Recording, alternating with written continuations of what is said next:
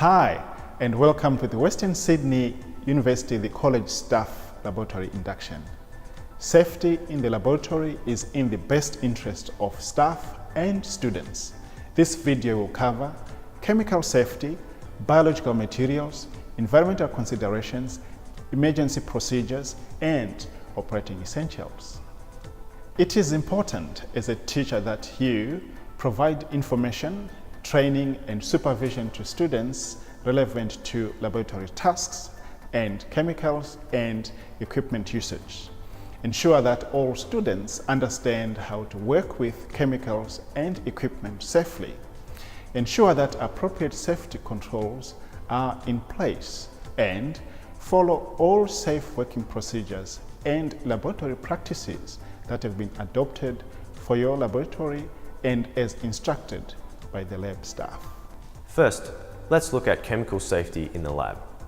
When using hazardous chemicals in the college laboratories, you must obtain a safety data sheet, otherwise known as an SDS, for the chemicals being used from the ChemWatch database. Conduct or review risk assessments for safe use of the chemicals you are working with. Dispose of chemical waste in accordance with the direction of the lab staff.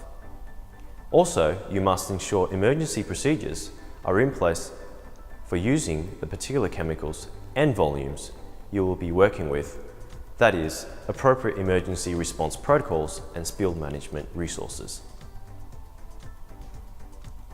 The use of spill kits is important for laboratory safety.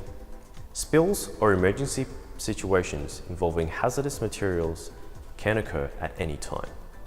The labs are equipped with correct spill kits in appropriate locations, and staff are well trained to respond to an emergency situation. Should your risk assessment identify a need for a specific response, for example, working with mercury, cyanide, hydrogen fluoride, or phenol, proceed only when you have located appropriate antidotes and cleanup equipment. All the laboratory have safety showers. If your skin or eyes have come into contact with hazardous material, they must be thoroughly washed with fresh running water for a minimum of 20 minutes. To ensure all hazardous material is washed away, you may need to remove contaminated clothing. Do not use soap or detergent unless stated on the SDS. Obtain further medical treatment for all eye splashes. Obtain further medical treatment for skin splashes if irritation persists, damage is apparent, or the SDS tells you to. Delegate people to obtain the SDS for you and follow the first aid instructions. You should also give a hard copy of the SDS to security, ambulance officers, and/or medical staff if applicable. Let's look at how to deal with medical emergencies and first aid. It is essential that you know your local first aid officers and the location of your first aid kits. All security officers are also first aid trained and carry specialized equipment to deal with emergency situations. Any injuries, incidents, or near misses in the college laboratories must be reported to the laboratory staff as soon as is practicable. When working with biological materials, you must be trained in specific safe work practices. Complete a risk assessment for your activities. Know and follow meticulously the safe work practices of your laboratory. For the safe functioning of the laboratories, rules must be complied with. It is important that long hair must be tied back, fully enclosed shoes must be worn. There is no eating or drinking. No usage of mobile phones is permitted.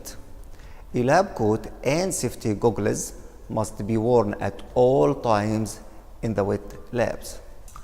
All college campuses are smoke-free since 1st of January 2014. In an emergency, ensure that your students evacuate via the nearest emergency exit, only marked with the green light signs. Endeavor to close all doors and windows and switch off gas and power as you leave the room. Once assembled at the emergency assembly point, please mark your role to ensure all students are accounted for.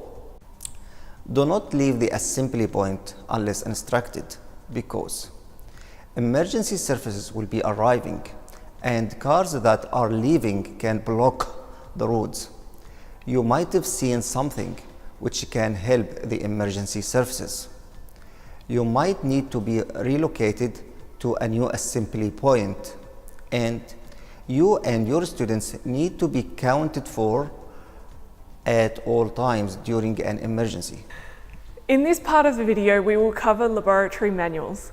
Laboratory manuals are a single comprehensive document comprising of a title, the learning objectives and aim, a brief background or introduction, an abridged risk assessment and safety information, along with the practical procedure and embedded equipment order.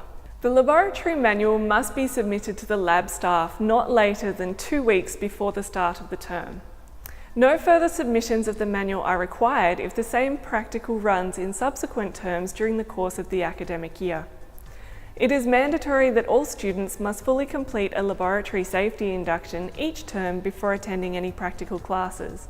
This can be found at the bottom of their list of units on the VUE's website. In conjunction with the laboratory manual, a comprehensive and appropriate risk assessment must also be completed and submitted for each of the practical activities that you plan to undertake for your unit. Thank you for watching this laboratory safety induction video. We look forward to partnering with you in making the college laboratories a safe teaching and learning environment.